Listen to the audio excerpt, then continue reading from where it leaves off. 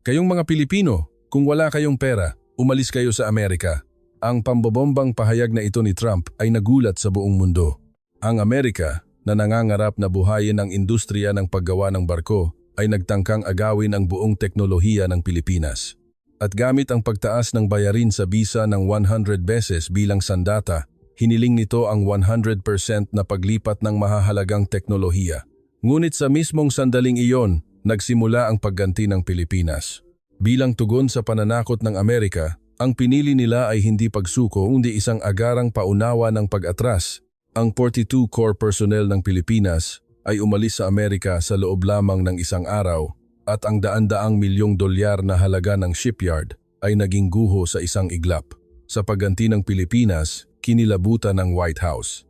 Sa harap ng isang sitwasyong imposibleng ayusin, napilitan ang Amerika na sa wakas ay yumukod sa Pilipinas na kanilang minamaliit.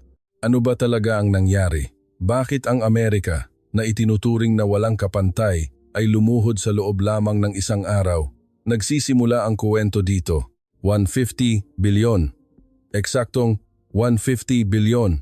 Hindi ito negosasyon. Ito ay isang abiso. Sigaw ni Kalihim Macalom habang hinahampas niya ang mesa, gamit ang kanyang palad. Nayanig ang buong salaming pader ng silid ng kumperensya. Lahat ng nasa loob ay namanhid, at isang sandali ng katahimikan ang bumaba. At ako, si Michael Lowell, ang Senior Advisor para sa Enterprise at Industriya ng US Department of Commerce, ay tahimik na nagsasaya sa aking puso.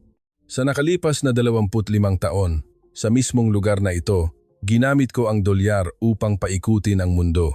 Ang araw na iyon ay dapat na maging pinakamaliwanag na araw sa aking karera. Dahil ang kontrata para sa Project Mars, upang agawin ang lahat ng makabagong teknolohiya ng perlas ng dagat shipbuilding ng Pilipinas, ay nasa aking kamay. Itinulak ko ang mga dokumento sa harap ni Ginoong Ricardo de la Cruz, Managing Director ng Perlas ng Dagat Shipbuilding. Nakasulat dito ang mga aroganteng probisyon na walang detalye ng impormasyon. 100% paglipat ng core technology, 70% localization rate na makakamit sa loob ng 5 taon. Sa totoo lang, ito ay walang pinagkaiba sa isang kontratang pang-alipin. Ngunit ano ngayon? Sa harap ng napakalaking halaga na 150 bilyon, ang katotohanan na sinasabi ng aking 25 taong karanasan ay anumang bansa ay yuyukod. Sinimulan ni Managing Director de la Cruz na basahin ang mga dokumento. Tinitigan ko ang kanyang mga mata ng matindi. Sinusubukang hulihin ang anumang maliit na pagbabago ng emosyon, pasasalamat, galit o pagkabigo, ngunit walang ekspresyon, iyon lang. Nang sandaling iyon, sa unang pagkakataon, natutunan ko na ang tatlong salitang walang ekspresyon ay maaaring magpalamig ng dugo. Bumalik si Kalihim Macalom sa kanyang upuan, umuusok ng mahabang hit-hit ng sigarilyo. Napuno ang kisame ng silid ng kumperensya ng malabong usok. Itinuro ng Kalihim ang delegasyon ng Pilipinas gamit ang kamay niyang may sigarilyo at nagbukas ng bibig nang walang ganang-gana.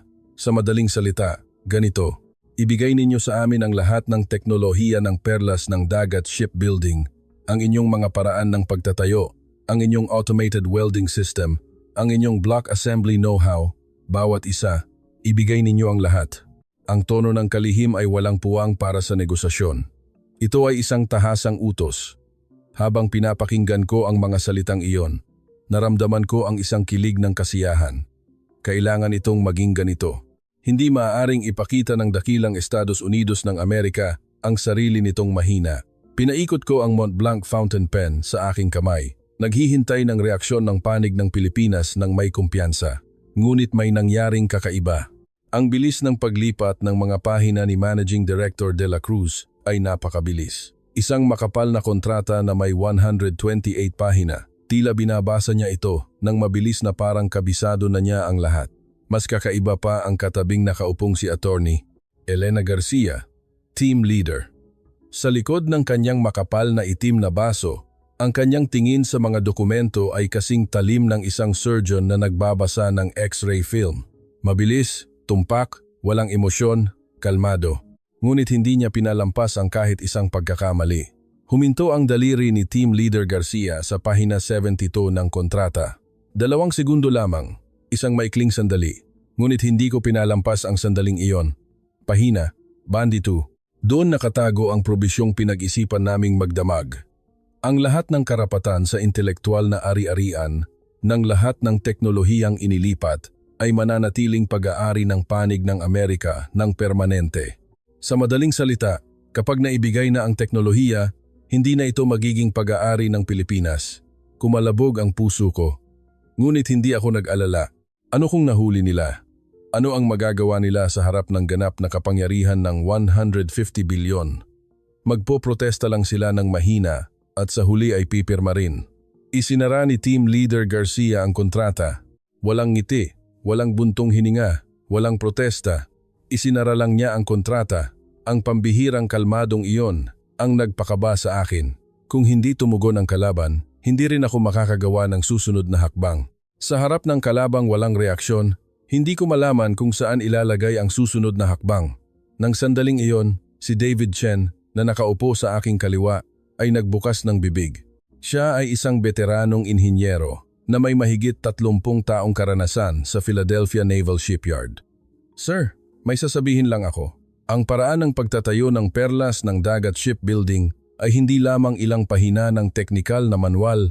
Ito ay isang komplikadong sistema na naipon sa loob ng ilang dekada sa pamamagitan ng karanasan ng tao sa fieldwork.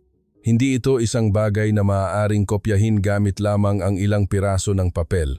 Sa teknikal na aspeto, ang sinabi ni Chen ay walang kamali-mali, ngunit iyon mismo ang problema. Ang kailangan sa sandaling ito ay hindi teknikal na katumpakan, kundi pampulitikang momentum. Sinipa ko ang binti ni Chen sa ilalim ng mesa.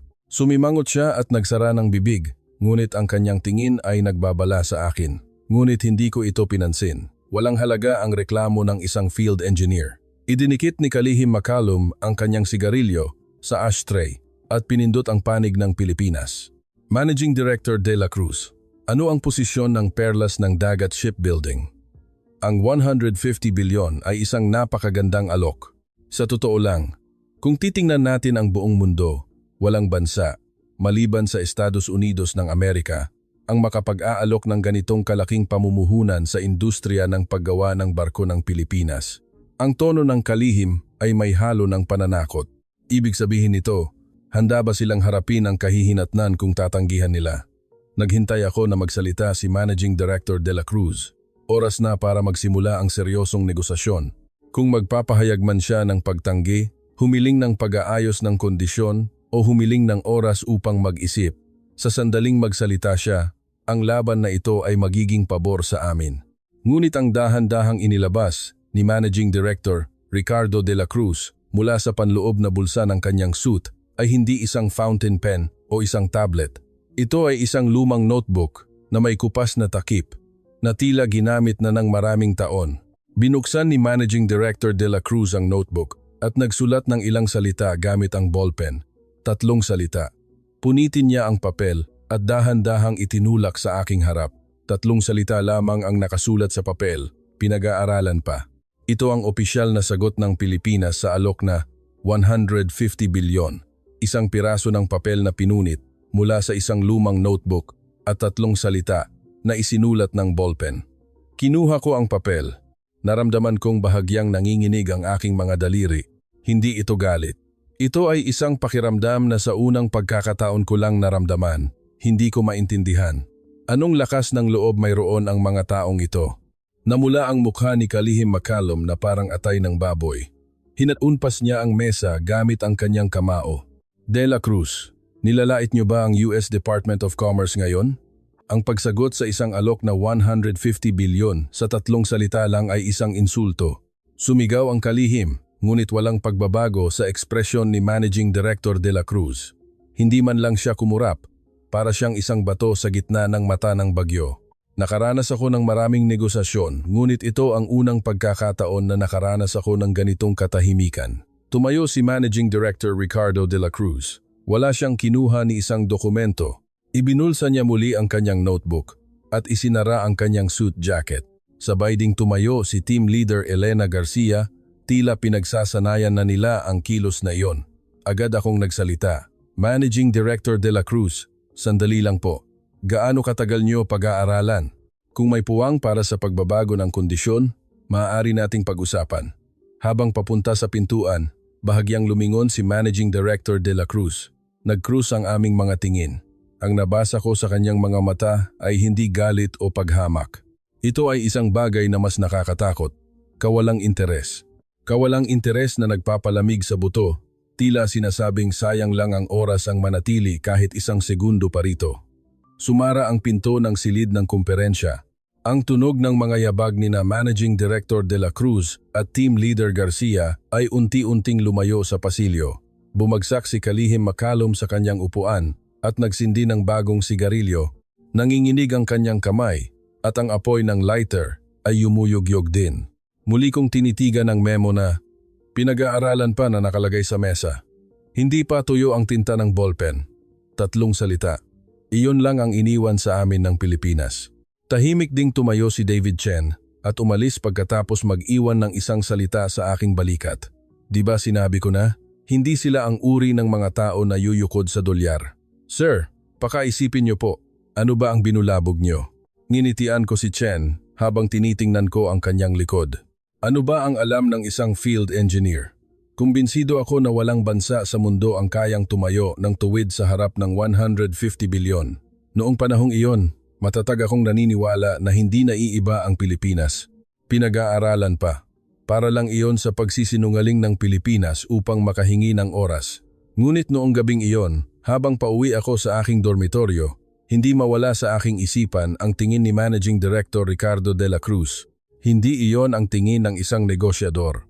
Iyon ay ang tingin ng isang taong nakabasa na ng lahat ng susunod na hakbang at nagplano na ng buong laro. Naramdaman ko ang isang pakiramdam na masyadong mahina upang tawaging pagkabahala at isang intuwisyon na masyadong malinaw upang tawaging isang hula. Ang pakiramdam na nakialam ako sa isang bagay na hindi ko dapat pakialaman. Ngunit itinapon ko ang damdaming iyon sa Potomac River. Mayroon kaming 150 bilyon kaya sapat na iyon, sabi ko sa sarili ko. Makalipas ang 2 araw, tinawag ako ni Kalihim Macalum. Pagpasok ko sa opisina, agad akong nalula sa amoy ng matapang na sigarilyo. Nakasubsob si Kalihim Macalum sa isang tambak na dokumento sa likod ng mahogany desk at hindi tumingala kahit pumasok ako.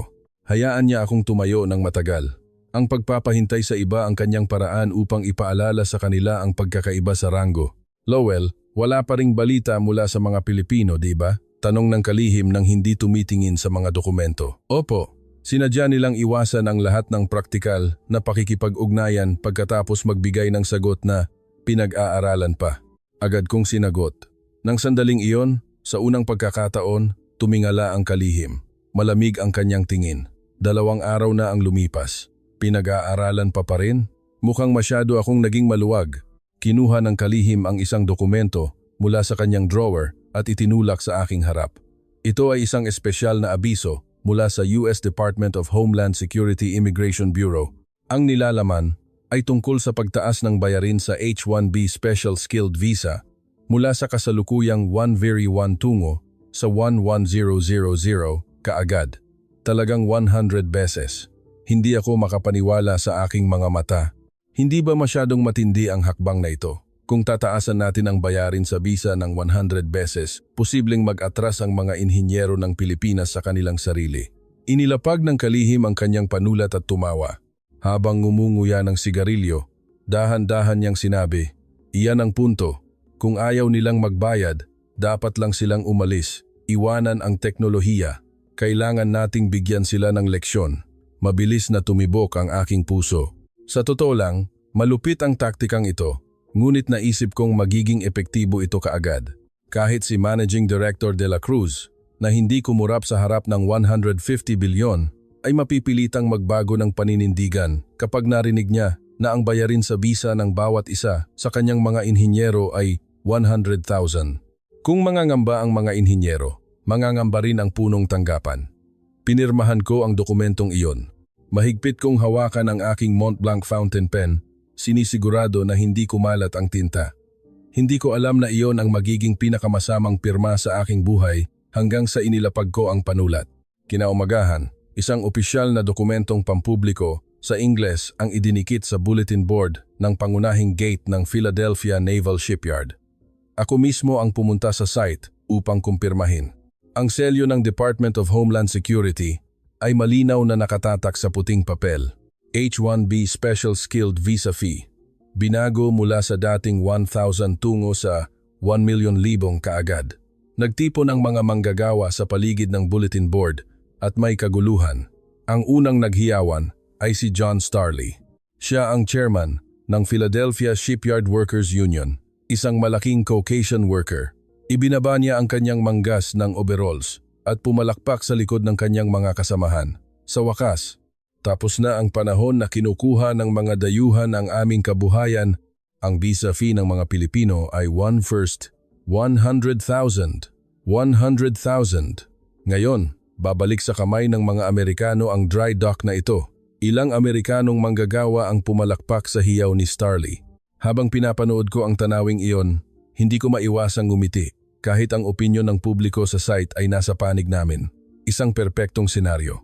Nakikita ko na ang mga Pilipino na takot sa pambobomba ng visa ay tatakbo sa Commerce Department na umiiyak at nakikiusap. Ngunit hindi umiyak ang mga Pilipino, hindi rin sila nagtaas ng mga placard ng protesta o nagsumite ng petisyon sa Commerce Department. Noong gabing iyon, nakatanggap ako ng ulat na may mga kahina-hinalang galaw sa dormitory complex ng mga inhinyero ng Pilipinas sa labas ng Philadelphia. Tumawag ang security chief ng site sa boses na nagmamadali. Sir, nag-iimpake ang mga inhinyero ng Pilipinas. Nag-iimpake? Sa simula, hindi ko maintindihan ang ibig sabihin. Naisip ko na naghahanda sila ng kanilang mga gamit upang magprotesta sa harap ng Commerce Department dahil sa pasani ng bayarin sa visa. Iyon ang normal na reaksyon. Kung magprotesta sila, mapapansin ng media at sa panahong iyon, handa na kami sa senaryo na magpakita ng pagkamaluwag at sumuko ng kaunti. Ngunit ang susunod na salita ng security chief ang pumunit sa aking senaryo. Hindi po protesta, uuwi po sila sa Pilipinas. Nag-iimpake sila ng kanilang mga personal na gamit sa maleta at pati ang kanilang mga toolbox. Kusa akong hinigpitan ang hawak sa telepono. Uuwi? Nang hindi man lang nagpo-protesta, agad akong tumayo at minaneho ang kotse papunta sa site. Kailangan kong kumpirmahin mismo. Pagdating ko sa dormitory complex, tahimik na gumagalaw ang mga inhinyero ng Pilipinas. Walang sumisigaw, walang umiiyak. Tila isinasagawa nila ang isang programa na in-input na nang maaga, nagtiklop sila ng mga damit, isinara ang mga bag at isinauli ang mga susi ng silid. Lahat ay napakaayos. Ang kaayusang iyon, na walang ipinapakitang galit, ang nagdulot sa akin ng pakiramdam ng pagkabahala na sa unang pagkakataon ko lang naramdaman. Kapag nakaramdam ng pagkasuya ang isang tao, sumisigaw sila. Iyon ang likas na ugali. Ngunit ang mga taong ito ay tila na format na, pati ang kanilang emosyon. Nang sandaling iyon, tumakbo si David Chen. Hiningal at marami pa ring mantsa ng langis sa kanyang overalls. Tila galing siya mismo sa site. Sir, ano po ba ang ginawa nyo? Kung mawawala sila, titigil ang dry dock namin bukas. Ang pagwelding ng bahagi ng barko sa Block 9 ay trabaho lamang ng grupo ng Pilipinas. Ang katumpakan na iyon ay hindi kayang ibigay ng mga inhinyero ng Amerika, nanginginig ang boses ni Chen. Ito ang unang pagkakataon na nakikiusap sa akin ang isang veterano na nagtatrabaho sa site ng mahigit 30 taon. Malamig ko siyang itinulak. Chen, OA ka, welding lang yan. Kaya rin yan ng mga inhinyero ng Amerika. Kahit wala ang mga Pilipino, gagana ang dry dock na ito. Gagana? Seryoso po ba kayo sa iniisip nyo ngayon? Puno ng pagkasira ang mga mata ni Chen. Ngunit iniiwasan ko ang tingin. Ang isang taong gumagawa ng patakaran sa Washington sa loob ng 25 taon ay hindi maaaring magpatinag sa babala ng isang field engineer. Bumalik ako sa opisina na nakatalikod kay Chen.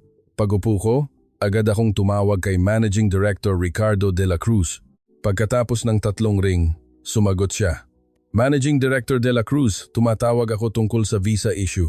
Inaamin ko na medyo matindi ang sitwasyon, ngunit simple lang ang solusyon. Kung ang perlas ng dagat shipbuilding ang magbabayad ng visa fees ng mga inhinyero ng buo, maaaring pasimplehin ng US Department of Commerce ang mga administratibong pamamaraan, kaya walang problema.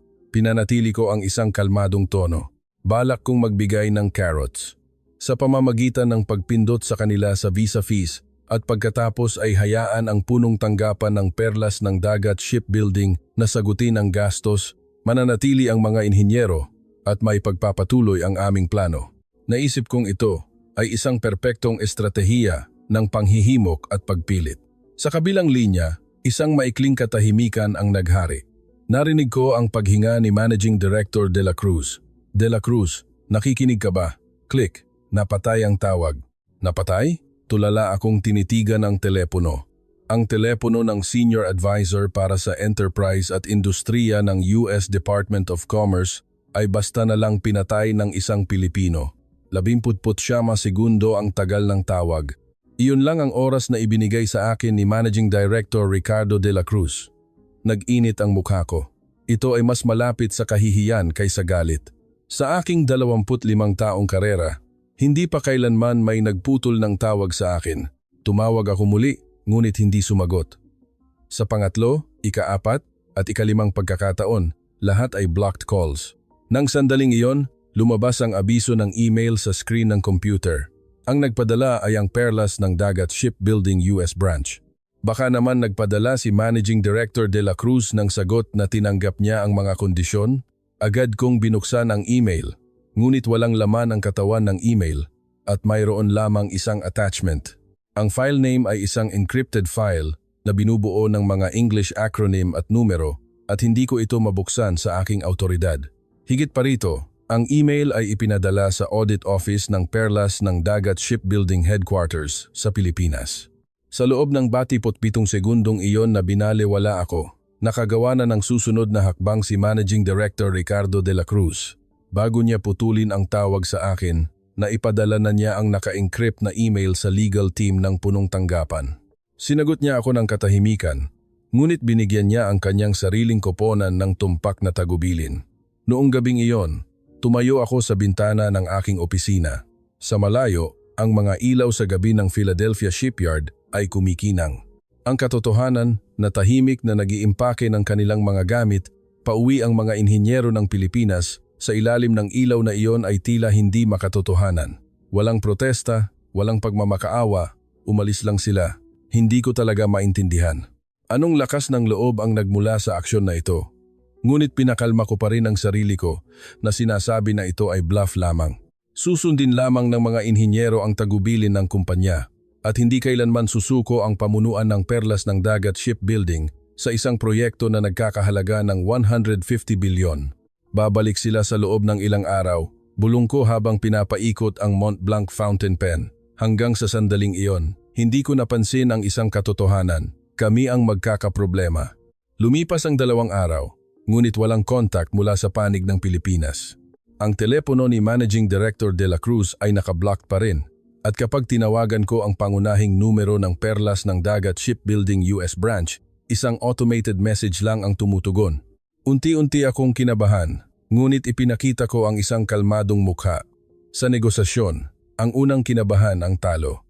Iyan ang natutunan ko sa loob ng 25 taon, ngunit ang unang kumilos ay ang Pilipinas. At sa paraang hindi ko inaasahan, Pebrero 12, 5 p.m., habang umiinom ako ng kape sa hapon sa opisina, biglang bumukas ang pinto at nagmamadaling pumasok ang aking sekretarya. Sir, Managing Director Ricardo De La Cruz ng Perlas ng Dagat Shipbuilding US Branch at Team Leader Elena Garcia ng Legal and Compliance Office ng punong tanggapan ay nasa lobby po ngayon. Isang bigla ang pagbisita nang walang paunang appointment. Inilapag ko ang aking tasa ng kape at ngumiti. Dumating na sila. Sa wakas, hindi tumagal ng 2 araw ang visa bomb.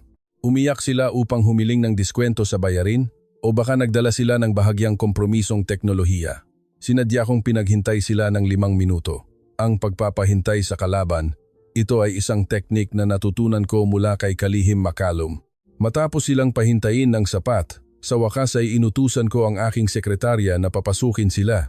Inayos ko ang mga unan sa sofa at naghanda ng 2 karagdagang tasa ng espresso. Sila ang manghihingi ng pabor, kaya mas epektibo kung ipakita ko ang pagkamaluwag sa pamamagitan ng pag-aalok ng kape. Ito ang pinakaklasikong paraan upang magkaroon ng psychological advantage. Bumukas ang pinto. Unang pumasok si Managing Director Ricardo De La Cruz. Ngunit ang kanyang ekspresyon ay eksaktong kapareho ng nakita ko sa silid ng kumperensya ng Commerce Department 2 araw na ang nakalipas. Walang emosyon na mababasa. sa kanyang mukha.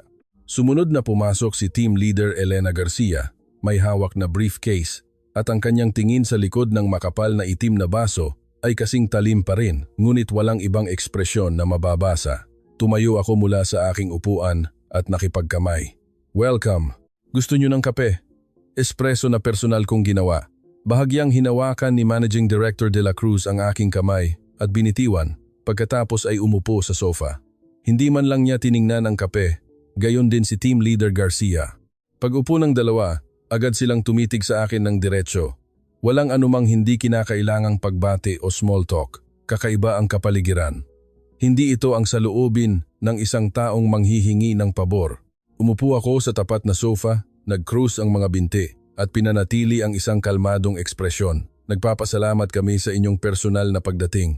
Kung may anumang bagay na kailangang ayusin tungkol sa problema sa visa, mangyaring sabihin lang. Ang US Department of Commerce ay laging handang makipag-ugnayan ng makatuwiran." Nagpakita ako ng pagkamaluwag habang nagbibitiw ng mga formal na salita. Ang estratehiya ay hayaan ang panig ng Pilipinas ang unang magsalita. Ang unang magbigay ng kondisyon ay nasa masamang posisyon. Kung makumpirma ko muna ang gusto ng kalaban, maaari akong makipagtawaran hanggat gusto ko. Ngunit ang unang nagbukas ng bibig ay hindi si Managing Director de la Cruz, kundi si Team Leader Elena Garcia. Habang binubuksan niya ang zipper ng kanyang briefcase, sinabi niya, "Sir Lowell, hindi kami narito ngayon para makipag-ayos." Ang boses ni Team Leader Garcia ay parang kutsilyo na humihiwa sa hangin ng opisina. Matigas, mababa at walang emosyon. Hindi makipag-ayos? Kung gayon, ano? Itinaas ko ang aking kilay, ngunit isinara ang aking bibig habang naghihintay ng susunod na salita. Kinuha ni Team Leader Garcia ang isang piraso ng papel, isang A4 sheet mula sa kanyang briefcase. Inilagay niya ang papel sa gitna ng aking mesa.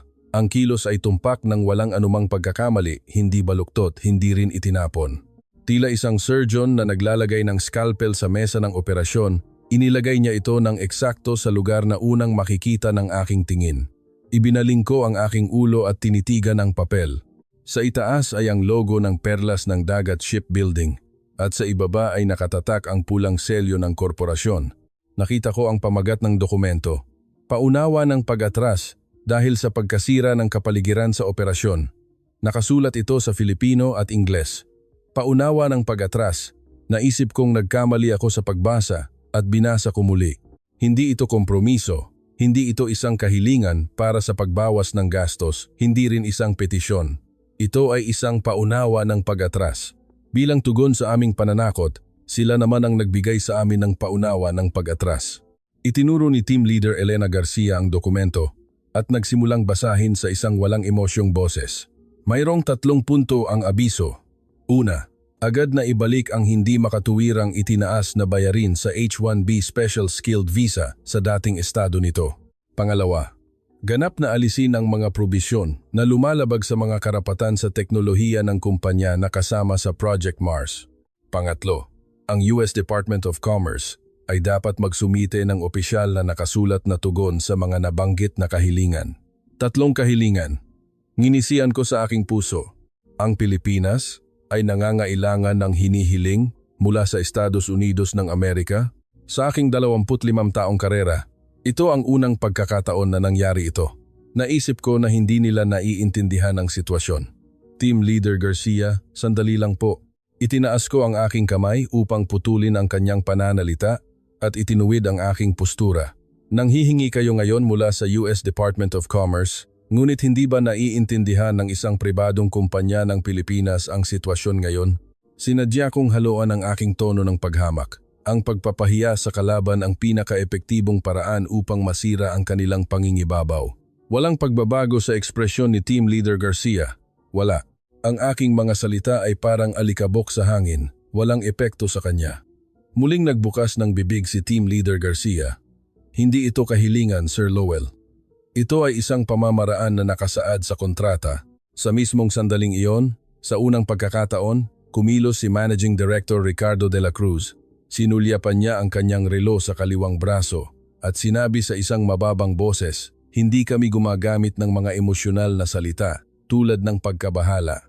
Normalisasyon ng bayarin sa visa at garantiya ng karapatan sa teknolohiya Ang natitirang oras ay hindi masyadong marami, hindi rin masyadong kaunti. Eksaktong 48 oras. Ang kilos ng pagtingin sa relo at pagbanggit ng oras ay walang emosyon. Walang galit, walang panghihinayang, walang sama ng loob. Tila isang inhinyero na nagbabasa ng sukat sa blueprint, ito ay mekanikal at tumpak.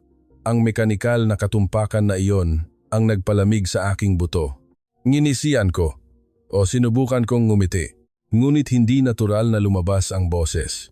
Managing Director De La Cruz, 48 oras? Biro ba yan? Saan kayo kumukuha ng karapatan na magtakda ng deadline para sa gobyerno ng Amerika? Gaano man kalaki ang Perlas ng Dagat Shipbuilding, isa lamang itong pribadong kumpanya ng Pilipinas. Diretsong tinitigan ako ni De La Cruz sa mata. May nagsabi na ang kanyang tingin ay parang leon, ngunit ngayon, tila naintindihan ko na ang ibig sabihin. Hindi iyon isang mapanakot na tingin. Ito ay isang matatag na tingin na nagsasabing nagawa na ang lahat ng desisyon at wala nang puwang para sa debate. Ang tingin na iyon ay mayroong ganap na kumpiyansa, tila hindi man lang isinasaalang-alang ang reaksyon ng kalaban. Hindi ito pananakot, Sir Lowell, mahinahon na sinabi ni De La Cruz. Ito ay ang pagpapatupad ng tamang pamamaraan batay sa Artikulo 4 Talata 1 ng kontrata. Kung ang kapaligiran sa operasyon ay malubhang nasira dahil sa hindi makatuwirang pagkilos ng kabilang partido, ang aming kumpanya ay may karapatan na simulan ang automatikong proseso ng pag-atras ng mga core personnel. Ito ay isang probisyon na pinirmahan mo mismo, sir. Kumalabog ang puso ko. Isang probisyon na pinirmahan ko? Nagmamadali akong kinuha ang abiso ng pag-atras sa mesa at mabilis na tiningnan ang ibabang bahagi. Makikita ang maliliit na letra sa ilalim ng Batayan ng Probisyon, Project Mars Basic Agreement, Article 4, Paragraph 1. Automatic withdrawal clause for core personnel due to damage to operating environment. At sa ilalim, sa seksyon ng American Signatory, malinaw na nakasulat ang aking pangalan, Michael Lowell.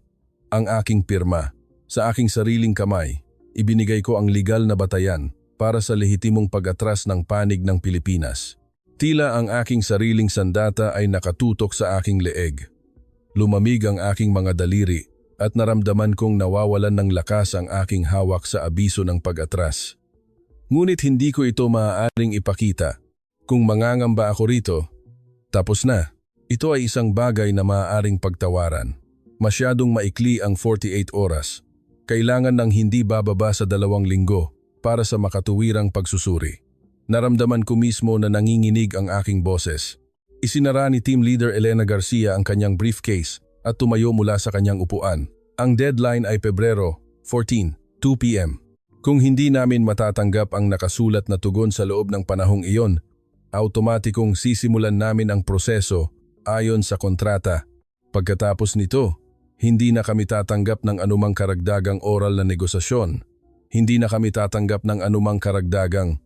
Ang mga salitang iyon ay tumimo sa aking puso na parang martilyo. Isang deklarasyon na ganap na pinutol ang anumang puwang para sa negosasyon. Agad akong nagtangkang magsalita, ngunit sina Managing Director De La Cruz at Team Leader Garcia ay papunta na sa pintuan. Hindi sila lumingon, ni minsan. Sumara ang pinto. Ang tanging natira sa opisina ay ang amoy ng espresso at isang katahimikan na parang patay. Ang 2 tasa ng kape na inihanda ko para sa unang galaw ay lumamig na sa mesa ng sofa, hindi man lang nila sinipsip. Muli kong tinitigan ang abiso ng pag-atras sa mesa. Kitang-kita ang pulang selyo. Kung walang aksyon sa loob ng 48 oras, sisimulan ang agarang pag-atras ng mga core personnel. Lumabo ang mga letra sa aking harap. Pebrero 14, 2 p.m. Ang natitirang oras ay hindi masyadong marami, hindi rin masyadong kaunti. Eksaktong 48 oras. Kinuha ko ang aking Montblanc fountain pen, ngunit hindi ako nakasulat ng kahit isang letra at inilapag ko ito. Sa unang pagkakataon sa loob ng 25 taon, kailangan kong tanggapin ang katotohanan na maaaring may mga problema sa mundo na hindi kayang ayusin ng dolyar. Ngunit hindi pa rin matanggap ng aking pagmamalaki ang katotohanang iyon. 48 oras? Sapat na yan. Kailangan ko lang ng kaunting taktika. Ito ang Estados Unidos ng Amerika at ako si Michael Lowell. May 24 na oras na lang ang natitira bago ang deadline. Pebrero 13, 5 p.m.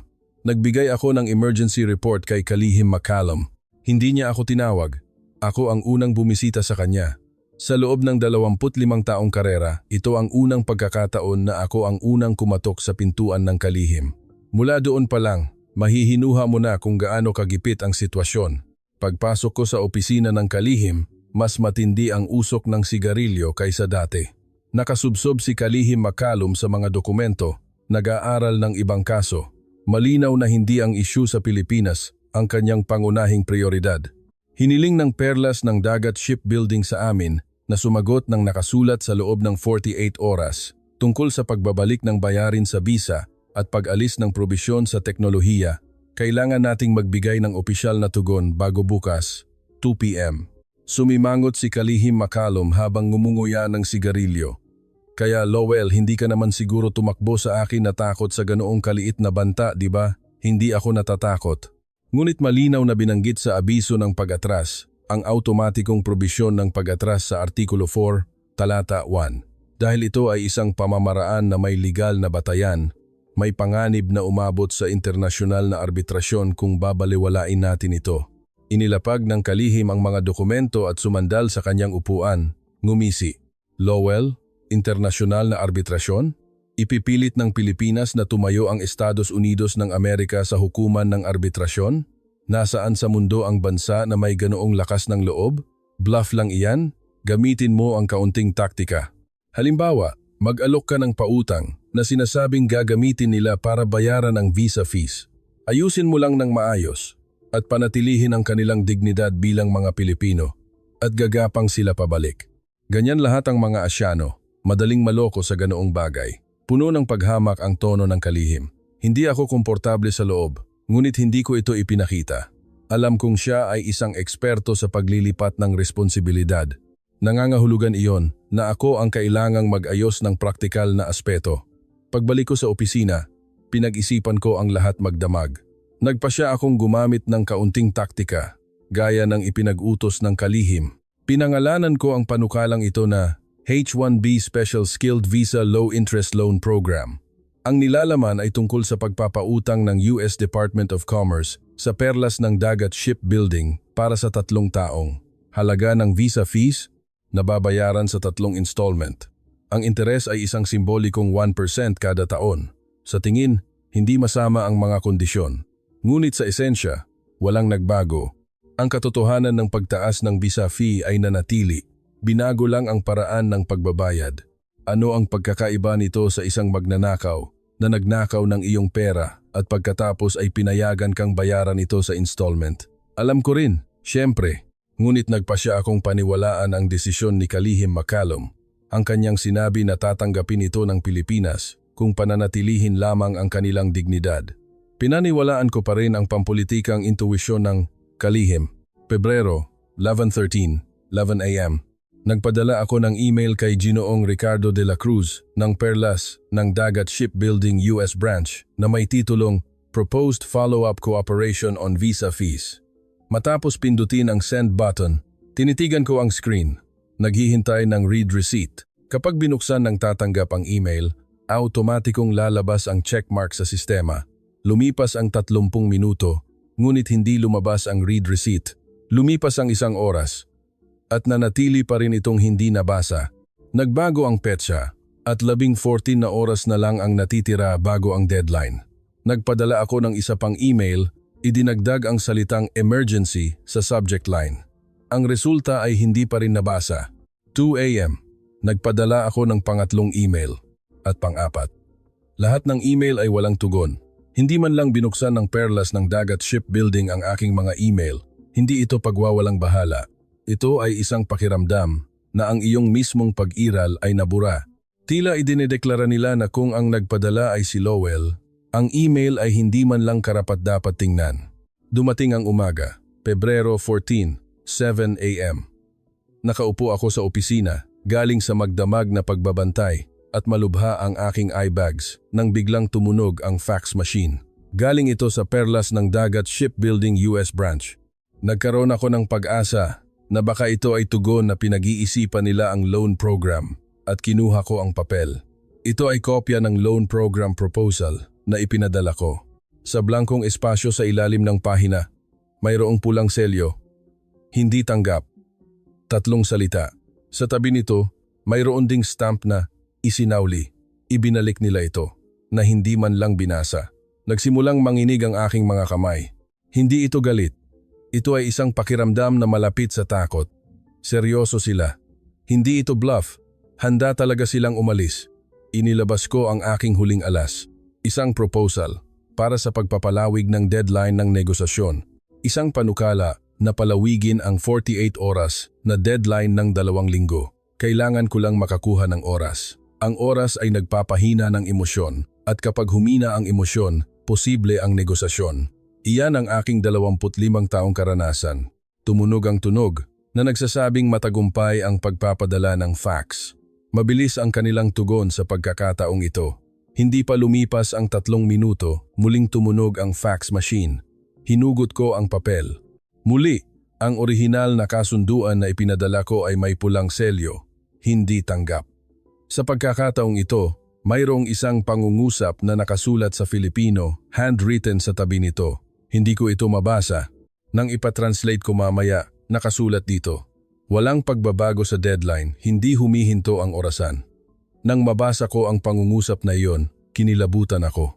10 a.m., may 4 na oras na lang bago ang deadline at may mas masamang balita ang dumating. Inimbitahan ni Kalihim McCallum ang mga mamamahayag mula sa mga internasyonal na media tulad ng CNN, Bloomberg at Reuters sa Philadelphia Naval Shipyard upang ipagmalaki ang tagumpay ng Project Mars. Plano niyang mag-organisa ng isang media show upang ipaalam ang pagbabagong buhay ng industriya ng paggawa ng barko ng Amerika na pinamunuan ng Commerce Department. Ito ang resulta ng kanyang pampulitikang ambisyon. Sa mismong sandaling nakatanggap ako ng ulat na dumating na ang mga mamamahayag sa site, tumunog ang telepono. Ito ay ang site manager mula sa Philadelphia. Sir, huminto ang welding sa line 3. Kumalabog ang puso ko. Ano? Hindi pumasok ang mga inhinyero ng Pilipinas. Ang buong koponan ng 12 tao na namamahala sa line 3 ay hindi umalis sa dormitoryo ngayong umaga. Hindi rin sila makontak. Ganito rin sa line 5. Ganap na huminto ang 2 linya. Pinawisan ang aking hawak sa telepono. Huminto ang 2 linya ng sabay-sabay? May 4 na oras pa bago ang deadline. Ngunit nagsimula na ang pag-atras ng mga inhinyero ng Pilipinas sa site. Ang aking kalkulasyon na magtatagal sila hanggang sa huling sandali ay mali mula sa simula. Umalis na sila bago matapos ang deadline. Ngunit hindi iyon ang pinakamasama. Ang mga mamamahayag mula sa internasyonal na media ay mismong nakasaksi sa paghinto ng site. Umiikot ang mga kamera. Ang mga mamamahayag na inimbitahan namin upang ipaalam ang pagbabagong buhay ng industriya ng paggawa ng barko ng Amerika ay nagre-record ng paralisadong site ng paggawa ng barko ng Amerika sa real time. Ang media show ni Kalihim McCallum ay naging isang resulta na parang pagpuputol ng sarili niyang paa. Muling tumunog ang telepono. Si John Starley, ganap na nagbago ang kanyang boses. Lowell, huminto ang welding machine sa line 3. Ngunit walang sinuman sa aming mga inhinyero ang kayang i-restart ito. Ang automated system na pinamamahalaan ng Philippine team ay naka-password at hindi namin ma-access. Alam mo ba kung gaano kami kaawa-awa ngayon sa harap ng mga mamamahayag na nakatutok ang kamera sa amin? Ang boses ni Starley ay wala na ang dating sigla. Puno lang ito ng galit. Ilang araw lang ang nakalipas, siya ang pumalakpak sa pagtaas ng visa fee ng mga Pilipino. Inilayo ko ang telepono sa aking tainga at ipinikit ang aking mga mata. Sumasakit ang aking sentido. Pagkalapag ko ng telepono, agad na tumawag si David Chen. Ang kanyang boses ay hindi na galit kundi isang hiyaw na malapit sa pagkasira. Hindi ba sinabi ko na kung wala ang Philippine team, hindi gagana ang dry dock na ito? Ngayon, may mga senyales ng pagkabitak sa hulihan ng Block 5. Hindi kayang sundin ng mga inhinyero ng Amerika ang bilis ng proseso na itinakda ng Philippine team. Mayroong inspeksyon sa paglilipat bukas. Ngunit sa ganitong sitwasyon, hindi namin maibibigay sa Navy ang produkto sa takdang oras. Walang nasabi ako sa galit na hiyaw ni Chen. Hindi ako makasagot dahil ang kanyang mga babala ay nagiging katotohanan ng walang anumang pagkakamali. 1 p.m., 1 oras na lang bago ang deadline. Nakaupo ako sa tabi ng bintana, tinitigan ng telepono. Hindi ko pa rin nawawalan ng huling pag-asa. Baka sakaling tumawag ang Perlas ng Dagat Shipbuilding sa huling sandali. Ang negosasyon ay natural na nagsasangkot ng pakikipag-ugnayan sa huling sandali sa ilalim ng tubig. Ang pagbubukas ng daan at pagkompromiso sa bingit ng bangin. Ito ang ginagawa ko sa loob ng 25 taon. Hindi tumunog ang telepono. Sa halip, dumating ang ulat mula sa Site Security Chief ng Philadelphia. 4 na malalaking truck ang naghihintay sa harap ng dormitoryo ng mga inhinyero ng Pilipinas. Naglo-load sila ng mga gamit. Mga toolbox, personal na gamit, mga kahon ng teknolohiya. Ang trabaho ay maayos na isinasagawa. Nakumpirma mo ba ang patutunguhan ng mga truck? Philadelphia International Airport. Airport. Ang dalawang salitang iyon ay tumama sa aking ulo na parang martilyo. 1 oras pa bago ang deadline, ngunit papunta na sila sa airport. Nangangahulugan iyon na hindi man lang sila naghintay ng aking tugon. Ang 48 oras na deadline ay formalidad lamang. Handang-handa na ang Pilipinas na umalis mula sa simula at nagbigay lamang sila sa amin ng abiso. Nagmamadali kong kinuha ang telepono. Denial ko ang numero ni Managing Director Ricardo de la Cruz, ngunit blocked call. Denial ko ang numero ni Team Leader Elena Garcia, ngunit blocked call. Nang tawagan ko ang pangunahing numero ng Perlas ng Dagat Shipbuilding US Branch, isang anunsyo ang tumugon. Ang numero ng telepono na inyong denial ay kasalukuyang hindi ginagamit. Ganap na pinutol ng buong US Branch ang komunikasyon. Pinutol nila mismo ang kanilang huling koneksyon sa Estados Unidos ng Amerika, 1:45 p.m. Isang video feed mula sa security camera ang ipinadala sa aking computer. Ang pangunahing gate ng Philadelphia Shipyard. Isinasauli ng mga inhinyero ng Pilipinas ang kanilang mga ID card. Nakapila sila, isa-isa. Inilalagay ang kanilang mga card sa guardhouse at umalis. Walang lumingon, walang umiyak, walang nagprotesta. Ang 4 na malalaking truck na naghihintay sa harap ng dormitoryo ay nag-engine at umalis patungo sa Philadelphia International Airport. Walang pagpapalawig ng negosasyon. Walang huling sandaling kompromiso, walang pakikipag-ugnayan sa bingit ng bangin, walang pagbibigay ng dignidad. Talagang iniwan ng Pilipinas ang Amerika. Sinipa nila ang proyekto na nagkakahalaga ng 150 bilyon nang hindi man lang kumurap. Tulala akong tinitigan ang video sa screen. Ang mga ilaw sa likod ng truck ay unti-unting lumiit at nawala sa labas ng pangunahing gate ng shipyard. Nang mawala ang liwanag na iyon, tila nawala rin ang lahat ng paniniwala na nabuo ko sa aking 25 taong karera. Kinuha ko ang aking Montblanc fountain pen. Kailangan kong magsulat ng ulat kay Kalihim Macalom, ngunit hindi ako makasulat ng kahit isang letra. Ano ang isusulat ko? Tinatanggihan ng Pilipinas ang 150 bilyon at umalis? Makatuwiran ba ito? Ngunit makatuwiran man o hindi, ang 4 na truck na papunta sa airport ang katotohanan. Inilapag ko ang panulat. Ang orasan sa dingding ng opisina ay nagtuturo sa 1:58 p.m. 2 minuto na lang bago ang deadline. Ngunit ang 2 minutong iyon ay wala ng kahulugan. Bago huminto ang orasan, tapos na ang lahat. 2 p.m. Tumunog ang direktang telepono sa opisina. Ang tunog ng kampana ay hindi tunog ng kampana. Parang hiyaw. Kinuha ko ang telepono at narinig ko ang nagmamadaling boses ni Jessica. Sir, may request po ng video conference mula kay Team Leader Elena Garcia ng Perlas ng Dagat Shipbuilding US Branch. Hinihingi po ang agarang pagtugon. Video conference? Mabilis na tumibok ang puso ko. Sa huling sandali, nakipag-ugnayan sila. Siyempre, kapag nasa bingit na ng bangin, babalik din sila. Ang 4 na truck na papunta sa airport ay marahil ay isang palabas lamang upang magpilit. Ang totoong negosasyon ay magsisimula ngayon. Pinakalma ko ang sarili ko. Nagsimula ang video conference system. 5 segundo ang inabot upang umilaw ang screen. Ngunit ang 5 segundong iyon ay tila 5 minuto. Umilaw ang screen at lumabas ang mukha ni Team Leader Elena Garcia. Ang tumambad sa aking mata ay ang kanyang background. Hindi ito opisina. Isang malawak na pader at fluorescent lights. At sa likod ay malabo kong nakita ang Departure Gate Information Board, Airport. Kumonekta si Team Leader Garcia sa video conference mula sa airport. Sir Lowell, ang kasalukuyang oras ay Pebrero 14, 2 p.m. Ang tono ni Team Leader Garcia ay eksaktong kapareho ng narinig ko sa aking opisina 2 araw na ang nakalipas. Parehong lakas ng boses, parehong bilis ng pagsasalita. Tila nagpapatugtog ng recorded audio, ang boses ay walang emosyon. Lumipas na ang 48 oras. Kinukumpirma namin na wala kaming natanggap na nakasulat na tugon mula sa US Department of Commerce. Nakasulat na tugon? Nagmamadali akong nagsalita. Team Leader Garcia, sandali lang po. Nagpadala ako ng visa loan program sa pamamagitan ng email kahapon. Hindi ba ito isang de facto na nakasulat na tugon? Ang panukalang iyon ay naglalaman ng opisyal na layunin ng aming department na praktikal na bawasan ang inyong pasanin. Tinitigan ako ni Sato sa likod ng kanyang baso na nahimik sa loob ng 2 segundo at pagkatapos ay sumagot. May 3 kahilingan ang abiso. Una, agarang pagbabalik ng bayarin sa bisa sa dating estado. Pangalawa, ganap na pag-alis ng paglabag sa mga karapatan sa teknolohiya. Pangatlo, pagsumite ng opisyal na nakasulat na tugon tungkol sa mga nabanggit na punto. Ang pag-aalok ng pautang ay hindi sakop ng alinman sa 3 ito. Ang kanyang lohika ay kasing talim ng kutsilyo.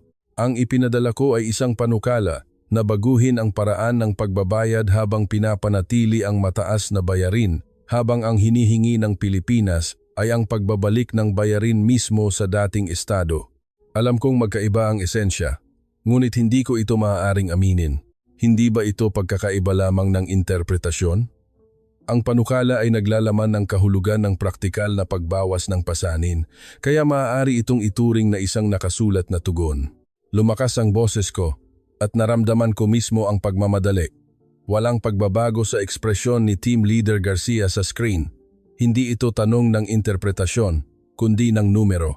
Ang kasalukuyang bayarin sa visa ay 1,100,000. Ang kahilingan ay ibalik ito sa 1,000 siko. Ang pagkakaiba na 99,000 ay hindi kayang punan ng interpretasyon. Nawalan ako ng salita. Sa harap ng mga numero, walang silbi ang paglalaro ng salita. Binago ko ang aking estratehiya at bumalik sa pananakot. Makinig kayo, Team Leader Garcia. Kung unilaterally na umalis ang perlas ng dagat shipbuilding, sisingilin ng Department of Commerce ang damages batay sa paglabag sa kontrata at magsisimula ng internasyonal na kaso. Alam nyo ba na may karapatan kami na i-freeze ang mga asset ng perlas ng dagat shipbuilding sa US Federal Court? Nilakasan ko ang boses ko. Ang liquidated damages at asset freeze, iyon ang tunay na sandata. Hindi maaaring baliwalain ng perlas ng dagat shipbuilding ang isang isyu na kinasasangkutan ng daan-daang milyong dolyar na halaga ng mga asset sa loob ng Amerika.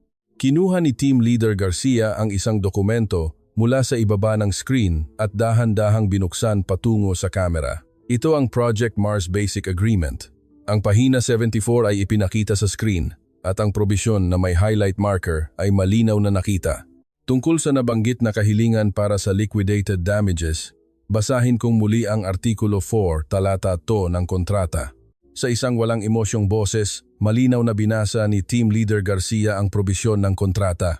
Kung dahil sa unilateral na aksyong administratibo o pagbabago ng patakaran ng Partido B Panig ng Amerika, ang normal na kapaligiran sa operasyon sa pinagkukunan ng partido, Panig ng Pilipinas, ay lubos na nasira, ang Partido A ay may karapatan na ihinto ang teknolohiyang naipasok na at simulan ang proseso ng pag-atras ng mga core personnel nang walang hiwalay na kasunduan.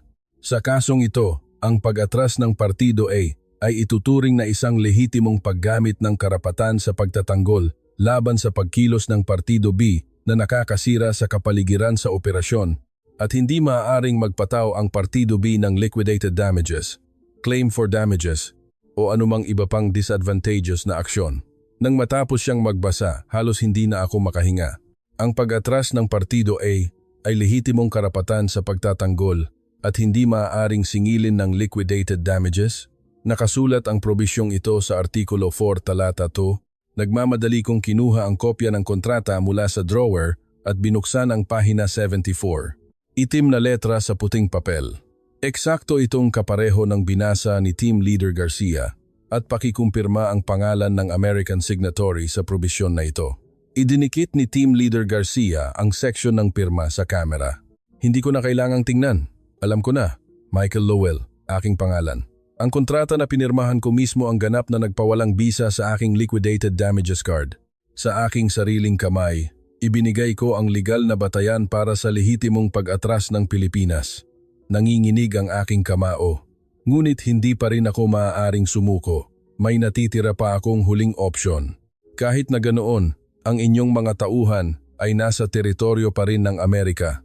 Maaari naming maglabas ng no-fly order sa ngalan ng Department of Homeland Security upang pigilan ang inyong mga inhinyero na umalis sa bansa. Gagawin namin iyan kung kinakailangan. Sa pag-iisip na pigilan ang mga dayuhang inhinyero na umalis sa bansa sa pamamagitan ng puwersa ng administratibong kapangyarihan, kahit ako ay nakaramdam kung gaano kasuklam ang ideyang ito. Ngunit ang isang taong napipilitan ay hindi pumipili ng paraan. Sa unang pagkakataon, lumabas ang mukha ni Managing Director Ricardo de la Cruz sa screen. Nakatayo siya sa tabi ni Team Leader Garcia at mula sa background, narinig ang anunsyo ng gate ng airport. Nagbukas ng bibig si Managing Director de la Cruz. Kalmado pa rin ang kanyang boses at mababa. Sir Lowell, bilang isang opisyal ng gobyerno sa isang bansang demokratiko, sinasabi mo ba na pipilitin mong ikulong ang mga dayuhang manggagawa? Alam mo ba na ang pahayag mo na ito ay nire-record ngayon? Kinilabutan ako sa isang iglap. Sa itaas ng video conference, isang pulang tuldok ang kumikislap. Nire-record ito mula pa sa simula. Ang lahat ng eksena kung saan ko binanggit ang liquidated damages at sa pilitang pagkulong ay na-record. Kung sakaling lumabas ang video na ito, ano ang mangyayari sa mukha ng Estados Unidos ng Amerika sa internasyonal na komunidad? Isipin mo lang na ang isang bansa ay nagtangkang ikulong ang mga inhinyero ng isang kaalyadong bansa. Hindi na ako makapagsalita. Ibinigay ni Sato ang huling abiso. Batay sa pagkasira ng kapaligiran sa operasyon dahil sa hindi makatuwirang pagkilos, sa oras na ito, ganap naming ititigil ang lahat ng teknolohiya at personnel nang walang hangganan. Maraming salamat. Sumara ang screen. Ang aking mukha ay nakikita sa itim na monitor. Isang puting buhok na opisyal na nawalan ng lakas, nakanganga ang bibig, nakatitig sa screen ng tulala. Iyon ako. Sa loob ng 30 segundo, tumunog ang telepono. Si David Chen, isang boses na halos hiyaw. Sir, nakalock po ang access sa main system. Lahat ng programa na konektado sa server ng Perlas ng Dagat Shipbuilding, management ng proseso ng paggawa, logistics ng materyales, database ng inspeksyon ng kalidad, lahat ay paralisado. Hindi lang nagbago ang password. Ang sistema mismo ang na-shutdown. Ang mensahe lang na lumalabas sa login screen ay, automatikong pag-encrypt ay kumpleto. Wala akong magawa. Nawalan ako ng lakas sa hawak ko sa telepono. Server shutdown. Lahat ng teknolohiya na itinayo ng Perlas ng Dagat Shipbuilding para sa Philadelphia Shipyard ay malayo na nakalock. Hindi lang umalis ang mga tao, tila dinala rin nila ang data. Umalis ang mga tao, sinara ang sistema, at na-encrypt ang data. Lahat ng bagay na inihula sa A4 na abiso ng pag-atras na inilagay sa aking mesa, 48 oras na ang nakalipas ay isinagawa ng walang anumang pagkakamali. Bumagsak ako sa aking upuan, nakatingala sa kisame. Ang ilaw ng fluorescent ay masakit sa mata, ngunit hindi ako pumikit.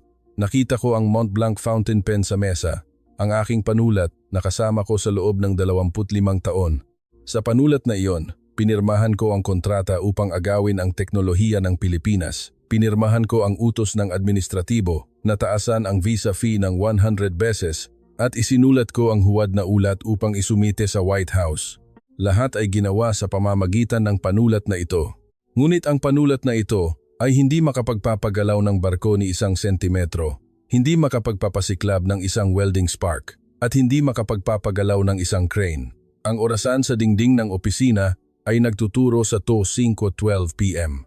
Ang oras na inabot para tuluyang bumagsak at mamatay, ang proyekto na nagkakahalaga ng 150 bilyon ay 112 minuto lamang. Lumipas ang 4 na araw. Pebrero 17, namamatay na ang Philadelphia Naval Shipyard. Ako mismo ang bumisita sa site. Imposible nang maunawaan ang sitwasyon sa pamamagitan lamang ng mga ulat habang nakaupo sa opisina sa Washington. May mga bagay na hindi kayang maipaliwanag ng numero, ang amoy, ang tunog, ang hangin. Kailangan kong direktang maramdaman ang hangin sa site. Mula sa sandaling dumaan ako sa pangunahing gate ng shipyard, Nakaramdam ako ng kakaiba, walang tunog. Kapag normal na tumatakbo ang dry dock na ito, maririnig ang tunog ng welding sparks na lumilipad mula sa pangunahing gate, ang metal na tunog ng mga crane na nagbubuhat ng steel blocks at ang boses ng mga manggagawa sa radyo.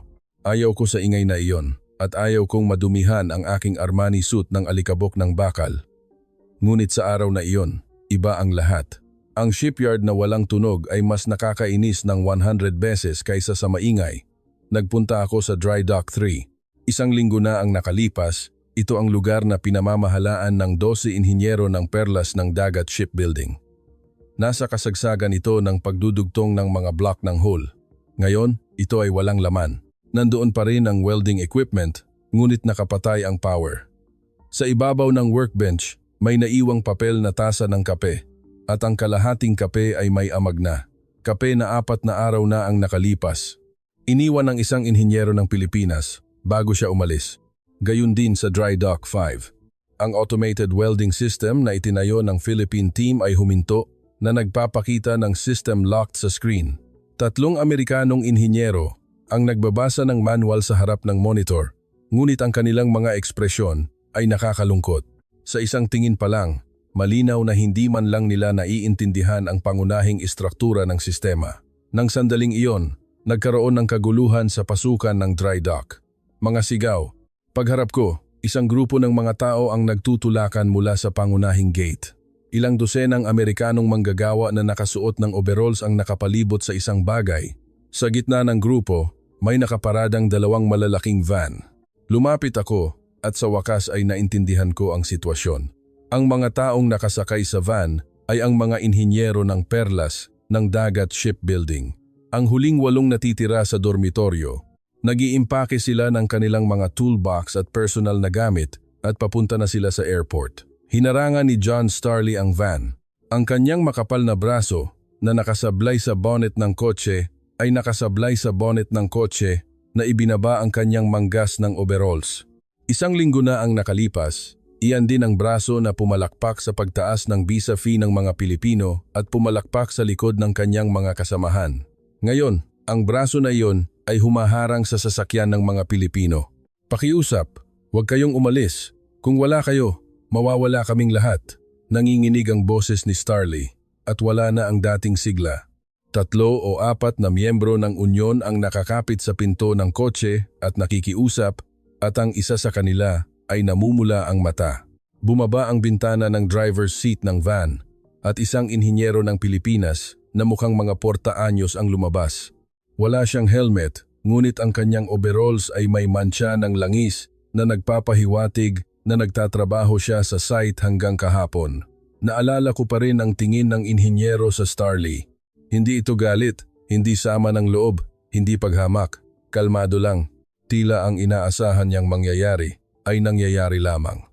Sinabi ng inhinyero sa maikling Ingles, "Mr. Starley, naaalala mo ba ang sinabi mo 1 linggo na ang nakalipas? Sinabi mo na kinukuha ng mga dayuhan ang iyong kabuhayan. Ngayon, bantayan mong mabuti ang iyong kabuhayan." Nang wala kami, umakyat ang bintana, namutla ang mukha ni Starley.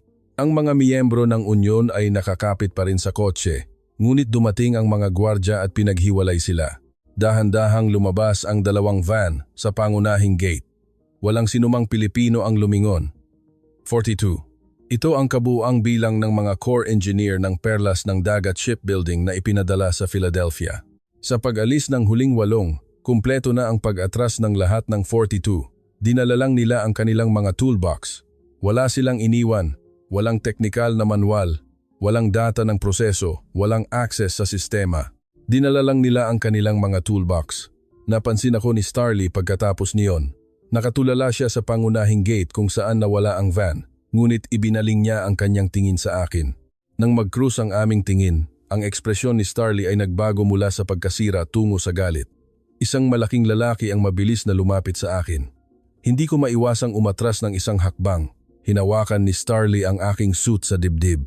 Ang kanyang kamao na parang patatas ay ginulo ang kwelyo ng aking Armani suit. Lumapit ang kanyang mukha sa aking ilong. Ang amoy ng langis at pawis ay malakas. "Kasalanan mo ito, Lowell. Dahil sa mga gunggong na opisyal na tulad mo, 7,000 manggagawa ang mawawalan ng trabaho bukas. 7,000. Kung isasama ang kanilang mga pamilya, 10,000 katao. Ikaw ba ang magpapakain sa kanila? Tumalsik ang laway ni Starley sa aking mukha. Tumakbo ang mga gwardya at pinaghiwalay siya, ngunit hindi tumigil ang kanyang galit. Ang mga miyembro ng unyon sa pangunahing gate ay isa-isang pumalibot sa akin at ang kanilang mga mata ay puno ng galit.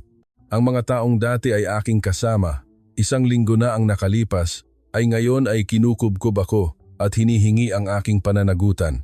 Nakasakay ako sa kotse sa ilalim ng proteksyon ng mga gwardya.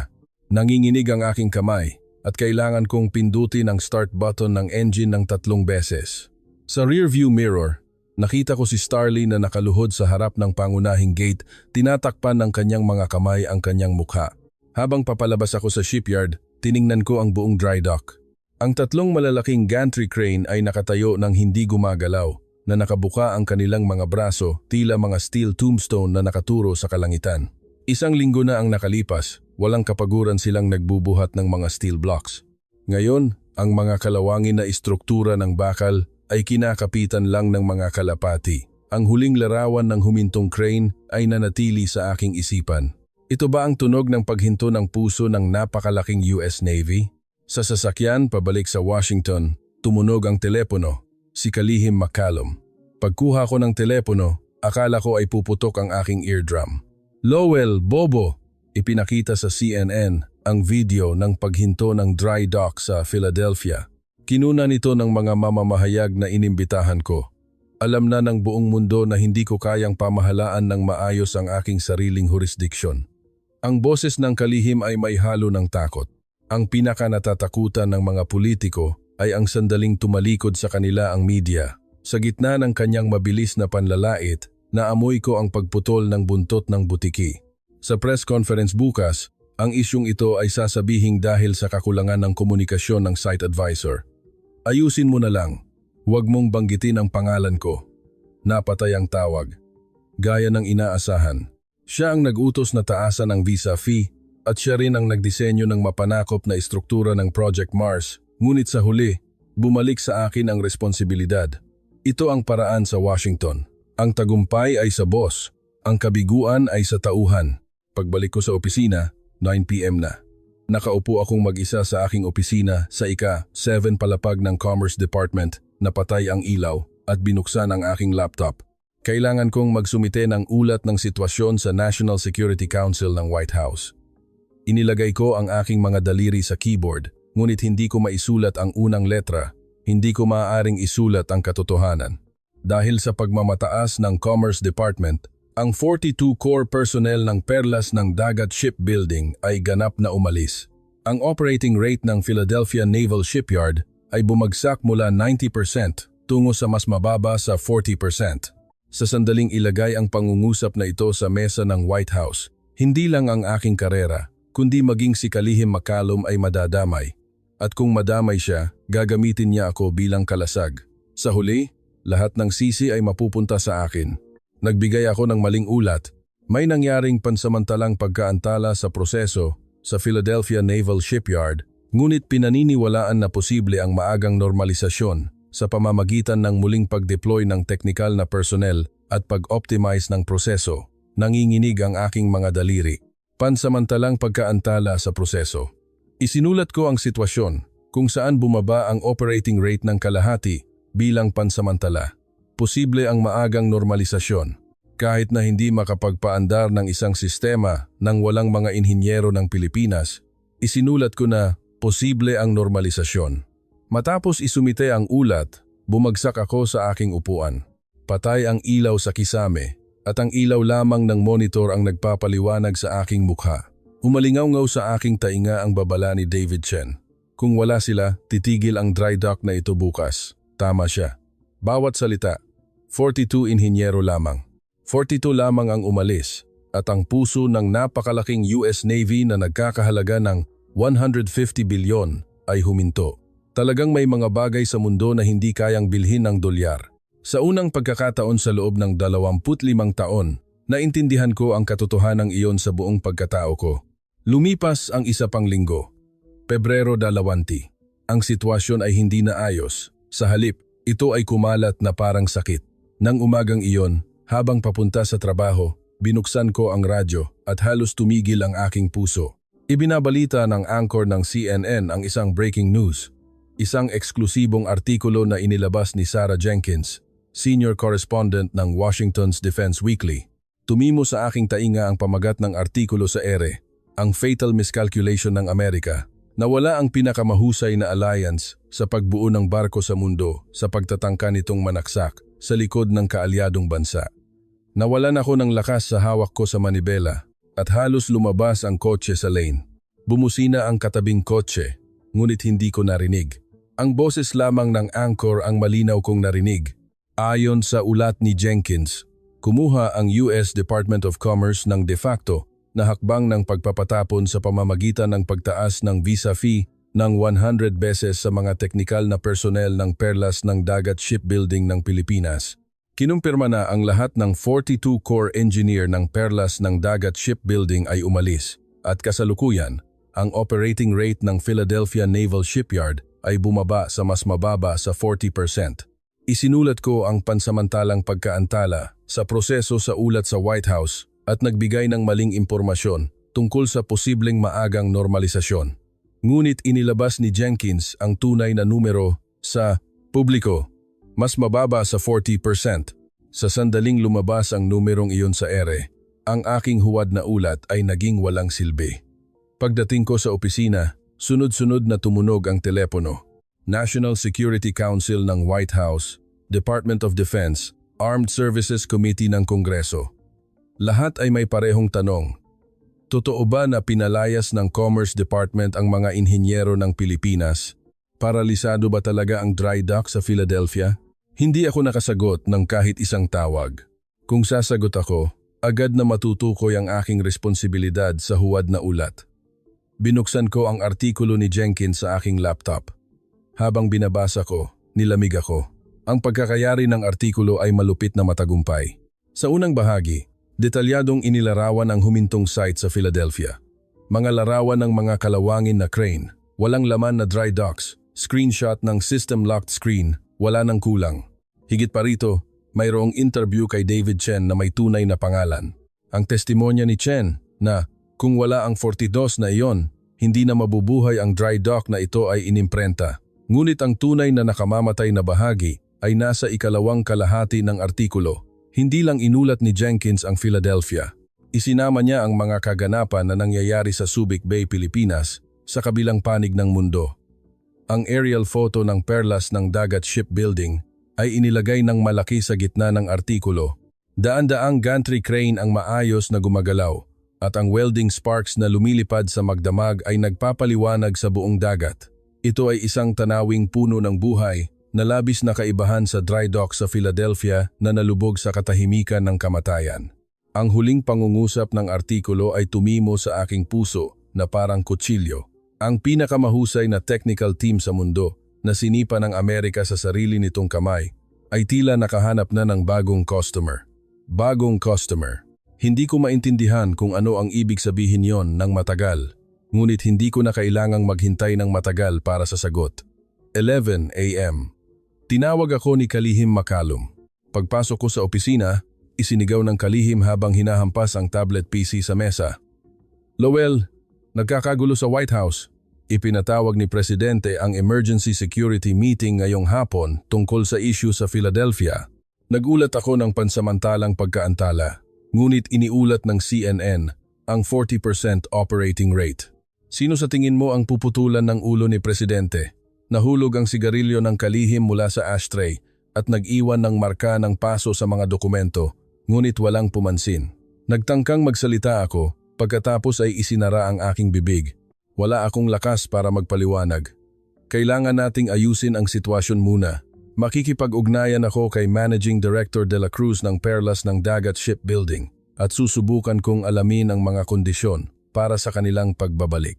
Kung sasang-ayon tayo sa pagbabalik ng visa fee sa dating estado at ang garantiya ng mga karapatan sa teknolohiya, posibleng bumalik ang panig ng Pilipinas, nginisian ng Kalihim. Sige, anuman ang mangyari, ayusin mo. Kung hindi mo maayos, ikaw ang mapuputulan ng ulo. Bumalik ako sa opisina at agad na tinawagan si Managing Director Ricardo de la Cruz, ngunit blocked call. Tinawagan ko si Team Leader Elena Garcia, ngunit blocked call. Nang tawagan ko ang pangunahing numero ng Perlas ng Dagat Shipbuilding US Branch, isang anunsyo ang tumugon. Ang numero ng telepono na inyong diniyal ay kasalukuyang hindi ginagamit. Ang buong US Branch ay isinara. Nagpadala ako ng email. Inilagay ko ang lahat ng salita na nagpapahayag ng pagka-emergency na naiisip ko sa subject line. Emergency, hinihingi ang agarag, pagsusuri sa pagbabalik ng visa fee sa dating estado. Nagpadala. Pagkatapos ng 2 minuto, nakatanggap ako ng automated reply email. Hindi maipadala ang email dahil sa setting ng pagtanggi ng tatanggap. Ang aking email address ay naidagdag sa blacklist. Lahat ng daanan ay naharangan. Telepono, email. Ganap na pinutol ng Perlas ng Dagat Shipbuilding ang lahat ng komunikasyon channel sa US Department of Commerce. Walang natira. 8:00 p.m. Mismong oras na magsisimula ang emergency security meeting sa White House, lumabas ang CNN breaking news alert sa aking laptop. Nang makita ko ang pamagat, kinabahan ako. Prime Minister Mark Carney ng Canada. Nagulat na, bumisita sa Perlas ng Dagat Shipbuilding sa Subic Bay, Pilipinas. Sinabi ni Prime Minister Carney, nagmamadali kong binuksan ang live broadcast sa PC. Napatigil ang normal na broadcast at lumabas ang live feed mula sa Subic Bay. Ang tanawin sa screen ay hindi kapani-paniwala. Sa gitna ng malaking dry dock ng shipyard na ito, nakatayo si Prime Minister Mark Carney ng Canada. Nakasuot siya ng suit at helmet. Naglalakad kasama ang mga opisyal ng Perlas ng Dagat Shipbuilding. Ang background ay may napakalaking sukat na hindi maiisip sa Philadelphia. Ang mga crane ay patuloy na gumagalaw. Ang welding sparks ay lumilipad sa lahat ng dako at libu-libong manggagawa ang nagtatrabaho magdamag. Ang lugar ay isang buhay na lungsod ng bakal, isang mundo na ibang dimensyon kaysa sa patay na Philadelphia. Nag-zoom in ang camera at nakita ko si Ginoong Ricardo de la Cruz na nakatayo sa tabi ni Prime Minister Carney. At sa likod ni Managing Director de la Cruz, nakita ko ang ilang pamilyar na mukha, ang mismong mga inhinyero ng Perlas ng Dagat Shipbuilding na umalis sa Philadelphia na may dalang toolbox lamang, 42. Walang nawawala ni isa. Lahat sila ay nakasuot ng overalls, nakaupo sa drawing tables, at pumirma na sa mga blueprint ng bagong proyekto nang hindi man lang nagkaroon ng oras upang makarecover mula sa jet lag. Lumabas ang subtitle sa ibaba ng screen. Canadian Federal Procurement Board, agarang pinagtibay. Canadian Patrol Submarine Project, CPSP. Budget, CAD 42 billion approx. 6 trillion. Opisyal na inaprubahan ang eksklusibong pagkuha ng Perlas ng Dagat Shipbuilding. Act 6 trillion. Sa sandaling lumabas ang numerong iyon sa screen, nawalan ako ng lakas sa aking mga paa at bumagsak sa upuan. Tinangka ng Amerika na sakalin ang Pilipinas sa pamamagitan ng 1,100,000 na bayarin sa visa, ngunit pinutol ng Canada ang leeg na iyon sa halagang iya 6 trillion. Kinuna ng kamera ng CNN ang eksena ng pagpirma ng kontrata. Si Mr. Suzuki, Vice President ng Perlas ng Dagat Shipbuilding at Managing Director Ricardo de la Cruz ay umupo sa isang malaking mesa kasama si Prime Minister Carney at pumirma sa kontrata. Sa background, nakabitay ang bandila ng Pilipinas at ang bandila ng Maple Leaf ng Canada. Nag-flash ang mga kamera at nagkamayan ang dalawang partido. Nang sandaling iyon, ibinalita ng anchor ang karagdagang impormasyon. Ang kontrata ay may kasamang espesyal na probisyon. Malinaw na nakasaad ang ganap na pag-exclude ng pampulitikang panghihimasok ng ibang mga bansa, kabilang ang Amerika.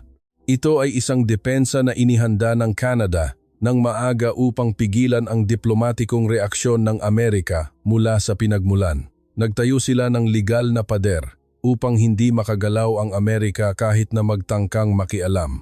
Hinawakan ni Prime Minister Carney ang mikropono at ang live broadcast camera ay nag-zoom in sa kanya.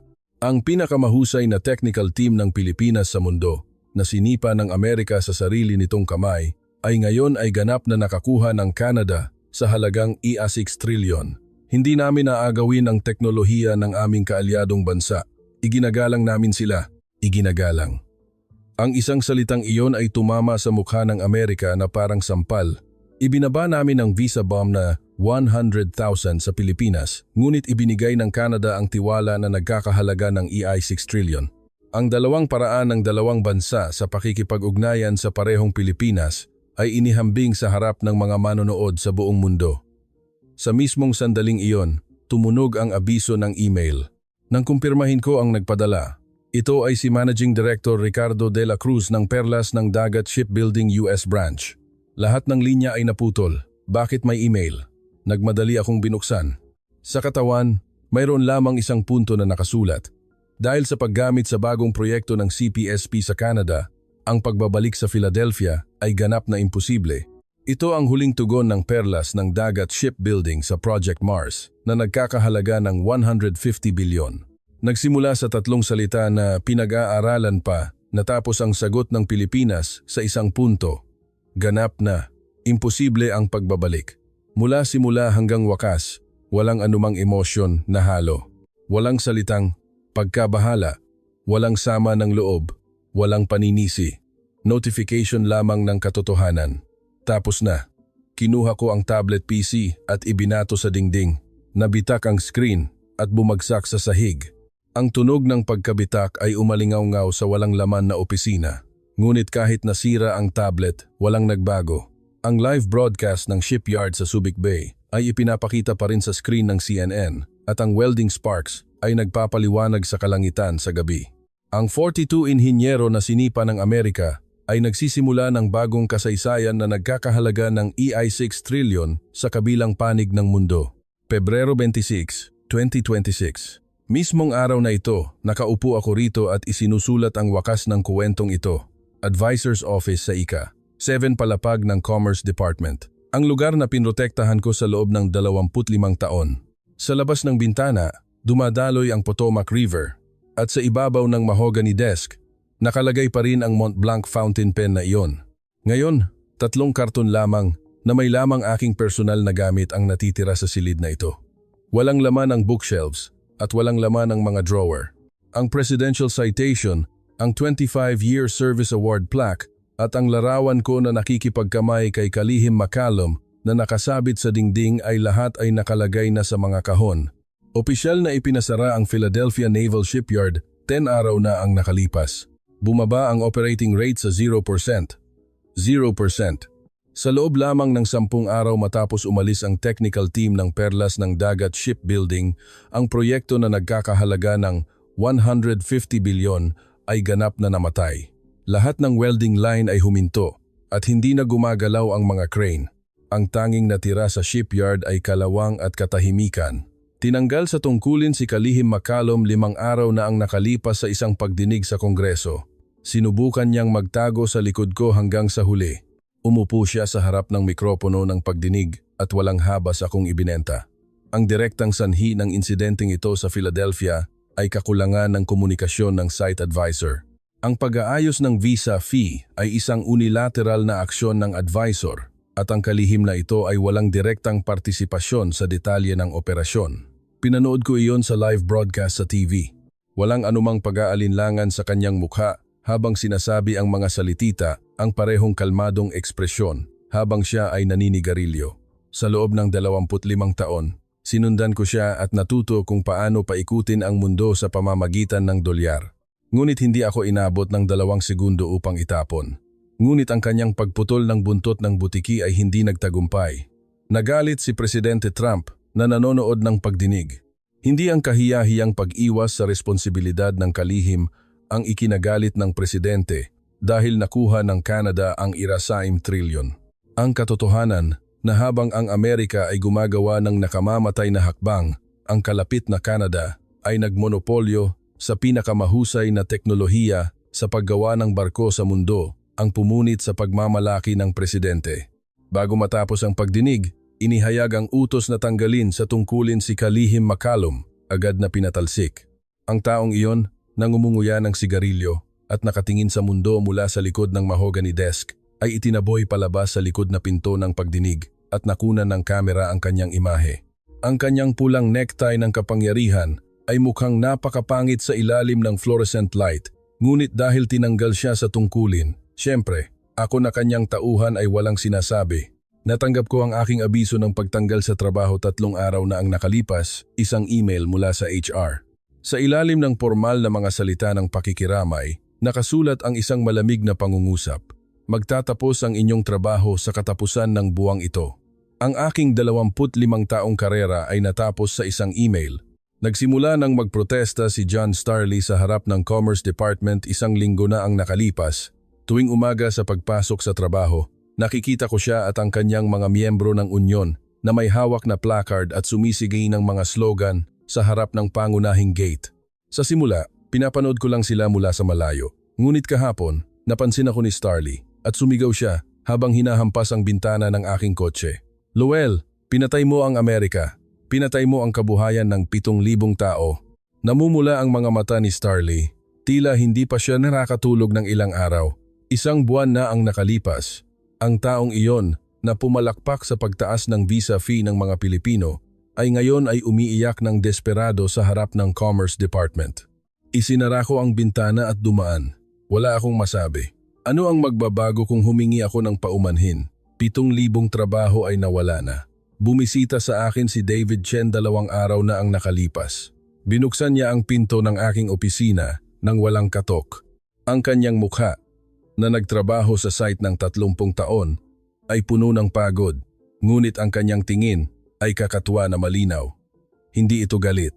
Ito ay ang tingin ng isang tao na sa wakas ay kailangang sabihin ng mga salita na matagal nang pinigilan. Naglagay si Chen ng isang sobre sa aking mesa. Resignation letter. Tinitigan ko ang sobre. Nagbukas ng bibig si Chen. "Sir, wala na po palang kabuluhan ang titulong iyon, kaya Lowell na lang. Naaalala mo ba ang sinabi ko 1 taon na ang nakalipas? Sinabi ko na ang teknolohiya ng perlas, ng dagat shipbuilding ay hindi maaaring kopyahin sa papel. Sinabi ko na kung papalayasin mo ang mga tao, titigil ang dry dock. Sa panahong iyon, sinipa mo ako, di ba?" Bahagyang nanginginig ang boses ni Chen, ngunit agad siyang kumalma. "Lahat ng sinabi ko ay tama, di ba? Bawat salita. Ikaw, totoo bang naniniwala ka na ang iyong Mont Blanc fountain pen at Armani suit ay makapagliligtas sa dry dock na iyon? Ngayon, binabayaran mo ang presyo ng iyong pagmamataas. Hindi lang ikaw, kundi pati na rin ang 7,000 manggagawa at ang US Navy." Wala akong masabi. Hindi ako makasagot dahil lahat ay totoo. Bumalik si Chen at iniwan ang huling salita. "Tandaan mo lang ang isang bagay. Mula simula hanggang wakas, ang mga Pilipino na iyon ay hindi nagbitaw ng anumang emosyonal na salita. Hindi nila sinabi na sila ay nalulungkot o nasasaktan o maghihiganti. Ginawa lang nila ang ayon sa kontrata. Hindi mo naintindihan kung gaano nakakatakot iyon hanggang sa huli. Sumara ang pinto. Tahimik na nakalagay ang resignation letter ni Chen sa mesa. Ang nag-iisang taong nagbabala sa akin sa loob ng 25 taon ay sa wakas ay tumalikod sa akin. At kahapon, ibinalita ang huling balita. Inaprubahan. Opisyal ng Estados Unidos ng Amerika ang pagbuo ng 4 na nuclear submarine ng Pilipinas. CNN, Bloomberg, Reuters. Lahat ng media ay nagulat. Ang Estados Unidos, sa sarili nitong kamay, ay ibinigay sa Pilipinas ang tanging permit sa mundo para sa paggawa ng nuclear submarine. Malinaw ang dahilan. Matapos maagaw ng Canada ang IASA trilyon, isinara ang Philadelphia at kumulo ang Kongreso at ang publiko, ang pagpapabaya sa paglala ng relasyon sa Pilipinas ay magdudulot ng panganib na gumuho ang buong istruktura ng alyansa sa Pasipiko. Ang pag-aproba ng nuclear submarine ay hindi paghingi ng tawad. Ito ay pagsuko. Ito ay ang pagpupumilit ng Estados Unidos na miserable na nabigo sa pagtatangka nitong agawin ang teknolohiya ng isang kaalyadong bansa sa pamamagitan ng pagmamataas upang mag-alay ng mas malaking handog upang maibalik ang relasyon. Habang pinapanood ko ang balitang iyon, nalula ako sa labis na pagkabigo.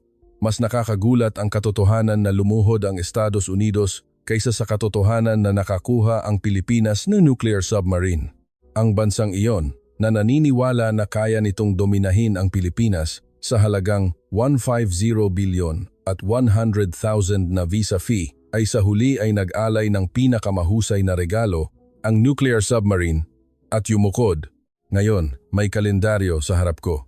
Pebrero 26, 2026. Ang petsa ngayon ay bilugan, aking huling araw sa trabaho. Mula bukas, ang opisina na ito ay magiging pag-aari ng ibang tao. Kinuha ko ang Mont Blanc fountain pen at sinubukan kong isulat ang huling pangungusap.